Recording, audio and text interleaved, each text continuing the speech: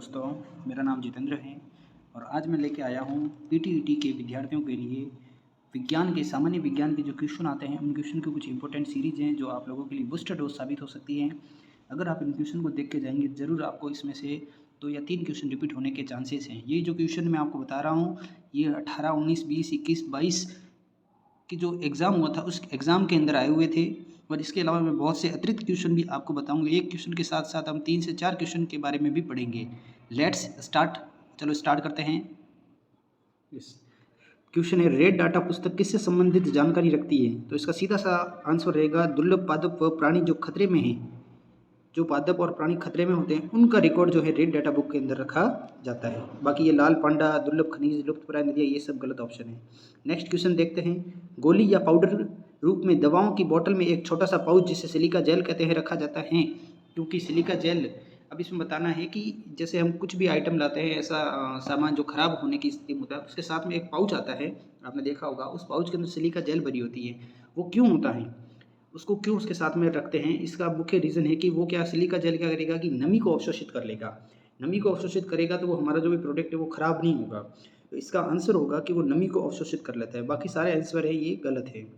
Hydrophobia बीमारी का कारण, देखो हाइड्रोफोबिया बीमारी इसे हम सामान्यतः रेबीज़ की बीमारी कहते हैं। रेबीज़ ये विषाणु से होती हैं और संक्रमित पशुओं के लार में ये इसका विषाणु पाया जाता है और मनुष्य में भी ये लार की सहायता से फैलता है। जैसे आपने देखा होगा कुत्ता है, बिल्ली है, भेड़िया है, सियार है, अगर ये कुछ भी काट जाता है तो हमें रेबीज रोग हो जाता है। इस रेबीज को ही हाइड्रोफोबिया कहते हैं। Okay thanks. नेक्स्ट बढ़ते आगे। निम्न में से किस ईंधन का ऊष्मीयमान अधिकतम है? देखिए ऊष्मीयमान अधिकतम यहाँ पर एलपीजी का होगा। एलपीजी का ऊष्मीयमान होता है 90 mJ पर मीटर क्यूब। ठीक है, इस एलपीजी के अंदर प्रोपेन और ब्यूटेन गैसें होती हैं। इसमें हाइड्रोजन की अधिक मात्रा होती है, इस कारण इसका ऊष्मीयमान अधिक होता है। और सबसे निम्न ऊष्मीयमान का भी पूछे तो आपको ध्यान रखना है लिग्नाइट कोयला, जिसका सबसे लेस ऊष्मीयमान होता है। नेक्स्ट क्वेश्चन है हमारे पास में निम्नलिखित में से कौन सा वसा घुलनशील विटामिन जो रुधिर का थक्का बनाने में मदद करेगा? दोस्तों मैं जो विटामिन हैं और विभिन्न प्रकार की क्रांतियाँ हैं इनके लिए एक अलग से वीडियो बनाऊंगा, लेकिन साथ साथ में हम इसमें भी देखते जाएंगे। लेकिन इसके लिए मैं एकदम डिटेल में ट्रिक के साथ में सेपरेट एक नया वीडियो भी बनाऊंगा, जैसा आप लोग डिमांड करेंगे उस हिसाब से। तो हमें देखना है कि वसा घुलनशील विटामिन, तो देखना विटामिन को 2 कैटेगरी में बांटा जाता है, जल में घुलनशील विटामिन और वसा में घुलनशील विटामिन। जल में घुलनशील विटामिन विटामिन बी और सी होते हैं, जबकि वसा में घुलनशील विटामिन ए, डी और ई और के होते हैं। इसकी भी एक ट्रिक है जो भी हम नया वीडियो बनाएंगे उसमें मैं आपको बताऊंगा।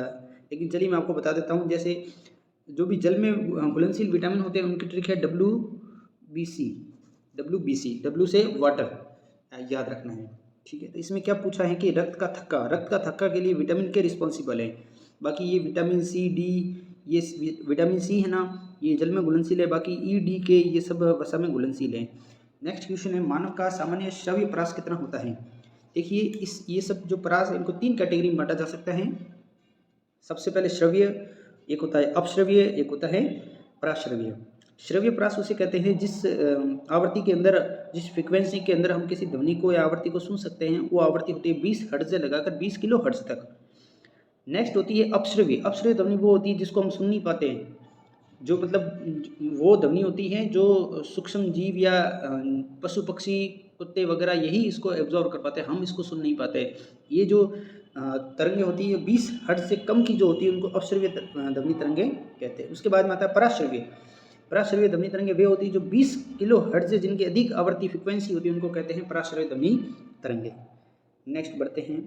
वन अनुसंधान संस्थान कहाँ है? तो दोस्तों वन अनुसंधान संस्था है देहरादून में।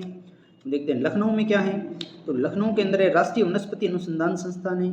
शिमला के अंदर में आलू अनुसंधान केंद्र है और भोपाल के अंदर अभी पता नहीं, अभी तो कोई है नहीं ऐसा अनुसंधान केंद्र। उसके बाद में नीली क्रांति किससे संबंधित है? देखिए नीली क्रांति जो है वो मछली उत्पादन से है और भूरी क्रांति है वो खाद्यान्न उत्पादन से है। और क्रांतियों का एक अलग से वीडियो बनाएंगे हम। नेक्स्ट है विटामिन सी की कमी से, देखो सी से आपको स्कर्वी याद रखना है। क्या याद रखना है? स्कर्वी। विटामिन सी की कमी से स्कर्वी, मैं इसके ऊपर डिटेल वीडियो बनाऊंगा एक। निम्न में से कौन सा गैर नवीनीकरणीय ऊर्जा का स्रोत है? ऊर्जा के स्रोत 2 प्रकार के होते हैं, नवीनीकरणीय और गैर नवीनीकरणीय। ठीक है। अब इसमें ऊर्जा के स्रोत पूछा है कि एक ऊर्जा का स्रोत नवीकरणीय और अनवीकरणीय। यहाँ पर गैर नवीनीकरण ऊर्जा का स्रोत पूछा है तो उसमें वायु और सौर दोनों ही सही होंगे।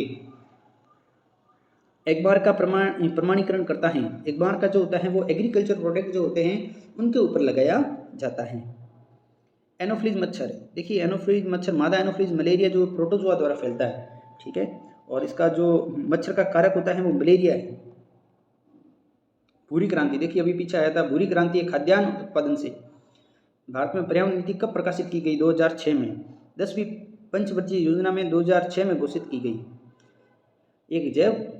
एक जैव पद्धति जिसमें पराश्रय ध्वनि का उपयोग किया जाता है, यानी पराश्रय ध्वनि तरंगों का चिकित्सा के क्षेत्र में उपयोग किया जाता है, वो एक टेक्नोलॉजी कौन सी है? सोनोग्राफी। पराश्रय ध्वनि तरंगें वे ध्वनि तरंगें होती हैं जिनकी आवृत्ति 20 किलोहर्ट्ज से अधिक होती हैं। उसके बाद नेक्स्ट है प्राथमिक रंग। प्राथमिक रंग के दो प्रकार के प्राथमिक रंग और होते हैं द्वितीयक रंग। प्राथमिक रंग वे होते हैं जो किसी के मिश्रण से नहीं बनते हैं, और जबकि द्वितीयक रंग वे होते हैं जो प्राथमिक रंगों के मिश्रण से बनते हैं। प्राथमिक रंग की ट्रिक है वो आपको ध्यान रखनी है, RBG। आर का मतलब रेड, ब्लू का मतलब, बी का मतलब ब्लू और जी का मतलब ग्रीन। लाल, नीला और हरा। लाल, नीला और हरा, देखिए इस ऑप्शन में ऑप्शन नंबर 2 के अंदर लाल है, नीला है, हरा है, ठीक है। निम्नलिखित में से किस कोशिका अंग में डीएनए पाया जाता है? तो डीएनए एक तो पाया जाता है हरित लवक के अंदर और दूसरा पाया जाता है माइटोकॉन्ड्रिया के अंदर। चूंकि इसके अंदर हरित लवक है नहीं तो यहाँ का ऑप्शन होगा माइटोकॉन्ड्रिया। माइटोकॉन्ड्रिया के अंदर एक उंगली नुमा उभार पाए जाते हैं जिनको क्रिस्टी कहते हैं। और राइबोसोम के ऊपर प्रोटीन संश्लेषण का वर्क होता है, और लाइसोसोम को कोशिका की आत्मघाती थैली कहते हैं। आहार नाल का सबसे लंबा हिस्सा कौन सा है? आहार नाल, देखिए आहार नाल हमारे मुख गुहा से लेकर गुदा तक का जो भाग होता है उसे आहार नाल कहते हैं। सबसे पहला भाग होता है मुख, उसके बाद ग्रसनी, फिर ग्रासनली, फिर अमाशय, फिर छोटी आंत, फिर बड़ी आंत और फिर गुदा। अमाशय, छोटी आंत, बड़ी आंत, इनके 3 भाग होते हैं। और जैसा कि सवाल में पूछा गया है सबसे लंबा हिस्सा छोटी आंत का होता है, जो लगभग मान के चलिए आप 6 से 7 मीटर तक लंबा होता है। अमाशय के अंदर एसीएल निकलता है। मुख के अंदर कार्बोहाइड्रेट पाचन एंजाइम निकलते हैं, और आंशिक रूप से मुख के अंदर भोजन का पाचन शुरू हो जाता है। आंखों में प्रवेश करने वाले प्रकाश की मात्रा को क्रियान्वित रखा जाता है आइरिस द्वारा साथियों। और जो एक इसमें से क्वेश्चन और बनता है कि कौन सा भाग आंखों का, कौन सा या नेत्र का कौन सा भाग दान किया जा सकता है? तो वो है कॉर्निया भाग जो है दान किया जा सकता है। रेटिना भाग पर इमेज बनती है। RH कारक किससे संबंधित साथी? तो RH कारक जो है वो रक्त से संबंधित है। जिसके अंदर RH फैक्टर पाए जाते हैं उनको कहते हैं RH धनात्मक, और जिनके अंदर RH फैक्टर नहीं पाया जाता है रक्त में उनको कहते हैं RH ऋणात्मक। निम्न में से किसे आणविक कैंची कहा जाता है? आणविक कैंची रेस्ट्रिक्शन एंडोन्यूक्लियस एंजाइम को कहा जाता है। ये क्वेश्चन डायरेक्ट क्वेश्चन पूछे जाते हैं, आपको इनको ध्यान रखना होगा। ऐसे में बहुत सारे क्वेश्चन की सीरीज लेके आऊँगा, आप ज़्यादा से ज़्यादा जुड़े रहिए। निम्नलिखित में से कौन सा कोशिकांग आत्मघाती थैली कहा जाता है? जैसे पीछे आया था, मैंने आपको बताया था कि लाइसोसोम को हम आत्मघाती थैली कहते हैं, क्योंकि ये स्वयं के कोशिकांगों का स्वयं ही भक्षण कर लेती हैं। विश्व का सबसे हल्की धातु होती है बेटा लिथियम, और सबसे भारी धातु होती है ओस्मियम, जिसका आणविक परमाणु भार होता है 190, और परमाणु क्रमांक जिसका होता है 76। नेक्स्ट है, निम्नलिखित में से कौन सा युग्म सुमेलित नहीं है? राष्ट्रीय विषाणु विज्ञान संस्थान पुणे में ये सही है। कोशिकीय आणविक जीव विज्ञान केंद्र नई दिल्ली, ये गलत है। इसका सही आंसर है यहाँ हैदराबाद होना चाहिए। केंद्रीय औषधि एवं सुगंध पौधा संस्थान लखनऊ, ये सही है। सूक्ष्म जीव प्रौद्योगिकी संस्थान चंडीगढ़, ये भी सही है। ऑप्शन नंबर 2 कोशिकीय एवं आणविक जीव विज्ञान केंद्र, ये हैदराबाद के अंदर है। इस तरह के क्वेश्चन आपको पूछे जा सकते हैं। इसके साथ में आपको मैं आपको और बताता हूँ, एक तो काजरी और आफरी। काजरी भी जोधपुर के अंदर ही है, आफरी भी जोधपुर के अंदर ही है। देखिए मित्रों, डायरेक्ट क्वेश्चन बनेगा काजरी कहाँ पर स्थित है, ये आफरी कहाँ स्थित है, तो आपको जोधपुर ऑप्शन सही करना है। ओके, धन्यवाद साथियों। ये बूस्टर डोज के लिए कुछ क्वेश्चन थे, मैं और भी क्वेश्चन आपके लिए लेके आऊँगा। धन्यवाद। सब्सक्राइब करें, आपको अगर अच्छा लगे तो लाइक करें, दोस्तों के साथ शेयर करें। Thank you very much.